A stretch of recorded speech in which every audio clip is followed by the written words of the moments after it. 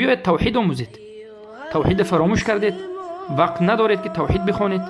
یک 10 دقیقه و 20 دقیقه وقت خود را با آموختن توحید مشغول نمی کنید، اما می بینید که چقدر جوانهایی که عقل سالم دارد، جسم سالم دارد، می روند 5 سال و 10 سال حقوق می آموزند که در آخر نه حقوق خودشان نه حقوق کسی را دفاع کردن نتوانسته، در نزد کفار باز همان شرمندوی سال گذشته چه خیلی شرمنده بودیم، سال هم خیلی شرمنده است.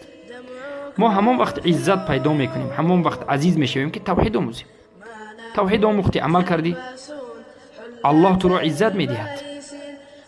نه آموختی، عمل نکردی، در همه حالت خواری و ذلیلی، چرا که عزت در دست الله است. فإن العزة لله جمیعا، تمام عزت، جمیع عزت در نزد الله است، از آن الله است. یعز من یشاء و یذل من یشاء. الله کسی را خواهد عزیز میکند، کسی که موحد را، الله مشرک را عزیز نمیکند. یذل من یشاء، کسی را خواهد خوار و ذلیل میکند.